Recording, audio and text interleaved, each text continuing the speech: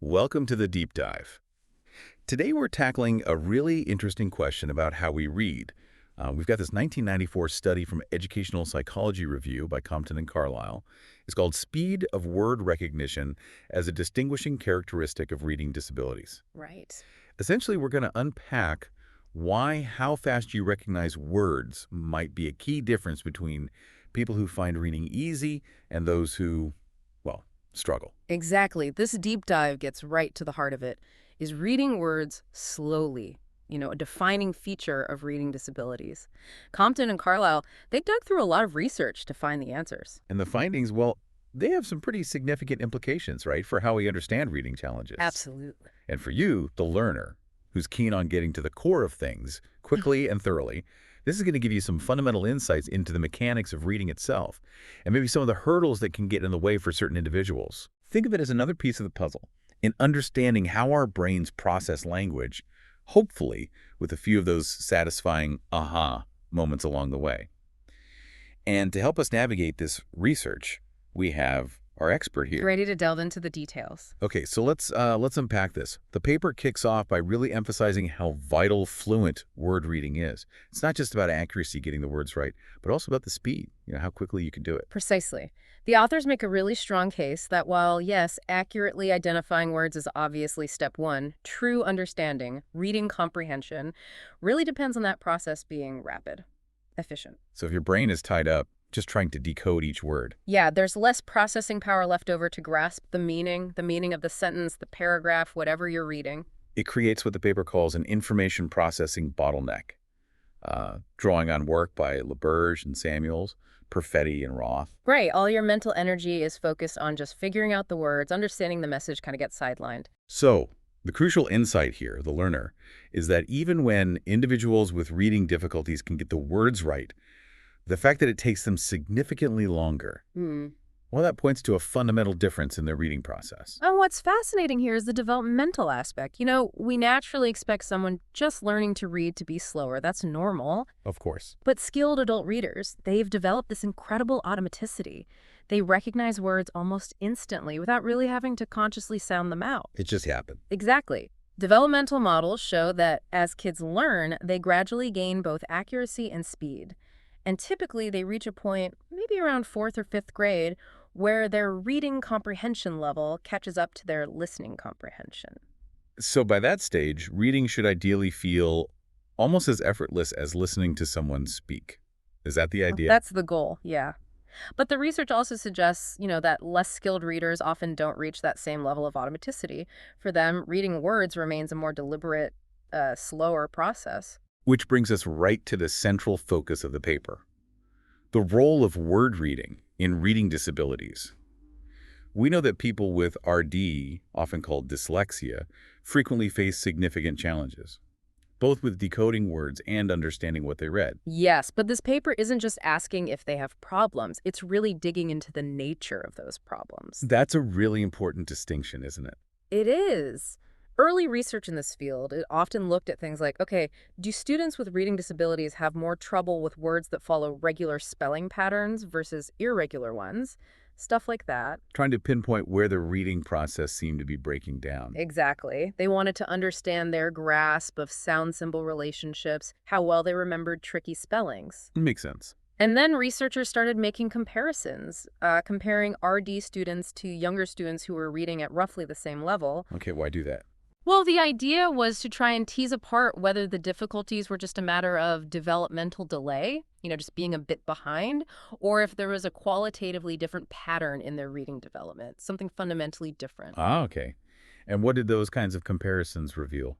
Well, a lot of these studies use what we call non-words, made-up words like blick or snarf. Right, non-words. And these are really useful tools, the learner, because they force readers to rely on their knowledge of letter-sound rules, not just recognizing a word they've seen before. Because you can't have memorized blick. Exactly. And what researchers consistently found was that RD students showed significant weaknesses in reading these non-words. So even if they had some ability to decode familiar words, applying those phonological rules to new letter combinations was a big hurdle. That's the prevailing theory, yes. This led many researchers, like Stanovich, to propose that a core phonological deficit, A fundamental difficulty in processing the sounds of language might be the underlying issue in reading disabilities. Now, the paper also mentions orthographic knowledge. That's our understanding of spelling patterns, right? Like knowing I makes an I sound. Was that found to be a major differentiating factor? Interestingly, the role of orthographic knowledge, particularly when researchers looked at how well students could pronounce words, has been less clear. There were some conflicting results, especially from studies using lexical decision tasks. Lexical decision tasks. Explain those quickly. Sure. So instead of saying the word aloud, the person just has to decide, usually by pressing a button, if what they see on the screen is a real word or not, like cat versus slat. Ah, okay. So it taps into recognition without pronunciation. Right. It lets researchers look at a slightly different aspect of word recognition, more internal processing. And some of those studies suggested RD students weren't consistently weaker in understanding spelling patterns compared to younger reading-matched students. But others did find differences. It was a bit messy. Hmm. So it sounds like the phonological aspect, the ability to work with sounds, had more consistent evidence pointing to it as a key challenge. Generally, yes. But then the paper shifts its focus to something that maybe wasn't getting as much attention back then, Yeah, the speed of word reading. that's right. Despite the fact that most theories of reading acknowledge that fluency reading smoothly at a good pace was important, the actual research on reading disabilities had often focused more on accuracy.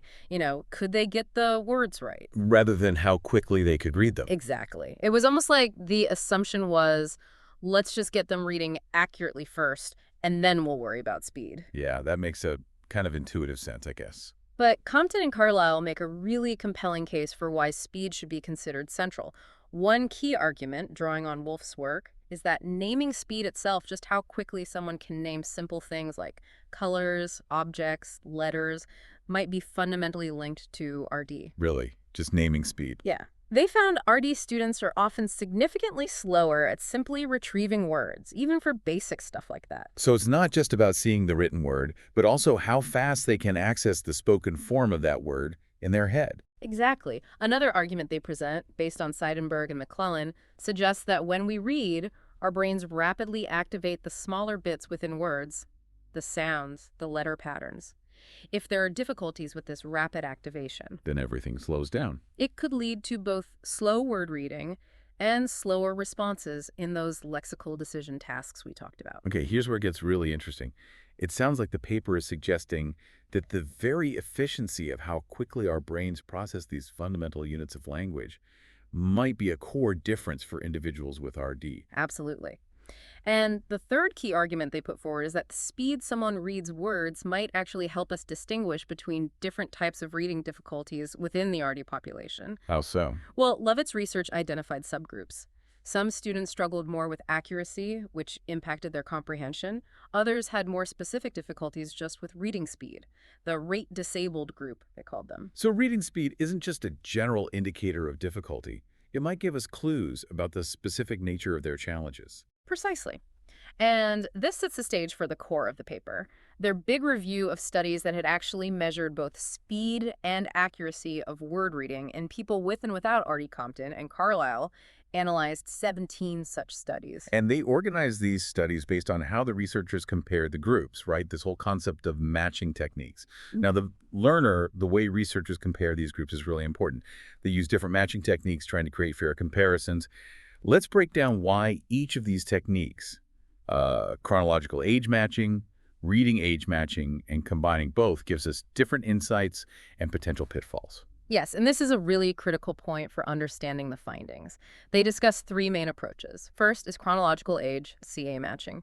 You compare individuals with RD to typical readers who are the same age. Okay, seems straightforward. But the challenge here is, if you find differences, it's hard to know if they're specifically due to the RD or just reflect the fact that the RD students are, by definition, less skilled readers than their peers of the same age. Right, it's almost like stating the obvious, the group with reading difficulties reads less well than the group without. You kind of already knew that. Exactly. The second approach is reading age, RA matching. Here, you compare students with RD to younger, typical readers who have a similar level of word reading ability. Okay, so you're matching on reading skill, not age. Right. Now, if the RD group still performs worse on other reading-related tasks in this comparison, it suggests there might be a deficit specifically linked to RD, not just a general developmental delay. That makes more sense. But even here, there's a caution. The RD students are older, they've had more schooling, maybe more experience with reading failure. That could still influence their performance. Fair enough. So each matching technique gives us a different lens, and both have limitations. What about the third approach? The third approach, and the one considered most informative, uses both RA-matched and CA-matched control groups. Ah, combines them. Yes. This lets researchers compare across different age groups reading at the same level, and compare within the same age group who have different reading abilities. Goswami and Bryant argued this is really necessary to build a compelling case for a causal link between some factor and reading disabilities. Okay, so with these different comparison methods in mind, let's dive into what the studies actually found. First up, the CA-matched studies comparing RD and typical readers of the same age. What did they reveal about word naming speed? Now, the learner, the real meat of the paper, is this review of 17 studies. Compton and Carlisle categorized them by how they compared groups. Let's start with the CA-matched studies. Table I in the paper summarizes these. What do we see? Well, as you might expect, Table I shows that across all the CA-matched studies, the RD groups weren't performing at the same level as their same-age peers. Not in speed, not in accuracy. So the typical readers were generally better at both. In most cases, yes. For example, Manis's 1985 study shows something interesting. With practice, the RD students' accuracy improved, getting close to their CA peers, but their speed, it remained significantly slower. That's a really key takeaway, isn't it? Even when they could eventually read the words correctly, the time it took them was a major differentiator. Absolutely. And Lovett's 1987 research took this further by identifying those subgroups, accuracy disabled and rate disabled. Interestingly, the fluent normal readers were fastest, then the rate disabled group, then the accuracy disabled group. So even among those with RD, speed was a factor. Definitely. And Seidenberg et al.'s 1985 study found RD readers were slower than the age-matched good readers, even when their accuracy was similar to age-matched poor readers. It really starts to paint a consistent picture. Speed is a persistent challenge for individuals with RD, even when accuracy might look comparable to other struggling readers. Now, what of the RA-matched studies? Comparing RD students to younger students with similar reading levels, what did those show? Table 2 gives a pretty consistent picture here, too. In all three RA-matched studies looking at word naming, the students with RD were weaker than the younger reading level matched group, both in accuracy and speed. Consistently weaker. Yes. Kochnour, Richardson, and DiBenedetto found this for real words and non-words. Manis et al. Found it for non-words. Bruck's 1988 study also reported these significant differences. So the learner, what we're consistently seeing is that even when individuals with RD read at the same level as younger students, they are still less efficient, slower, and often less accurate. That really strengthens the argument that it's more than just a developmental delay, doesn't it? It does. It strongly suggests something fundamentally different about their reading process, not just being behind. Okay, and then we have the studies using both RA and CA match controls, summarized in Table 3. This should give us the most comprehensive view. Indeed. And the majority of these studies, 5 out of 6 using word naming, found the RD group performed significantly worse than both the CA-matched and the RA-matched groups, in both accuracy and speed across various tasks. Wow. So worse than same-age peers and younger reading-matched peers. Yes. This includes important studies by Badley et al. On non-words, Benjor et al. On words and non-words, Lundberg and Hoyen, Manis et al., Shapiro et al. Quite a few different teams finding similar things. That's a pretty robust pattern. It is. And interestingly, some of these studies also found speed deficits in the RD group, even when their accuracy was similar to one or both control groups, on non-word naming or word naming. Which again highlights speed as a key factor, even if accuracy looks okay sometimes. Exactly. It points back to that idea of processing efficiency. Now, the paper does mention some difficulties comparing a couple of these studies because of very short presentation times. Yes, that's right. Lundberg and Hoyen and Shapiro et al. Sometimes use presentation times of just 100 milliseconds, a tenth of a second. That's incredibly fast. It is. And such rapid presentation can put different demands on the reading process, making it harder to directly compare those findings with studies using longer, perhaps more ecologically valid presentation times. Okay, so that covers word naming tasks. What about those lexical decision tasks, just deciding if it's a real word or not? Did they show a similar pattern regarding speed? Actually, no. The results there were much less clear-cut, more inconsistent. Oh, how so? Well, only 3 studies allowed for direct comparisons. Badly at all, did find differences between CA-matched and RD groups. But Horn and Manis found no significant speed differences between RA-matched and RD groups. And kind of surprisingly, Manis et al. Found the RD group was actually faster but less accurate than the RA-matched group. Faster but less accurate. That's odd. It is. It's quite a mix. The authors suggest maybe speed accuracy trade-offs were happening differently in those tasks, or maybe the specific words and non-words used mattered more. So the main point is, lexical decision tasks didn't show that same consistent pattern of slower speed in RD students that the naming tasks did. Correct. The findings were much more variable. And the paper also notes some other studies using lexical decision had methodological quirks making speed comparisons tricky. Exactly. Things like not directly comparing response times, using those super brief display times, or using tasks that might have involved more conscious, deliberate processing, all could have muddied the waters regarding speed differences. Okay, let's shift gears slightly. What are the types of words used?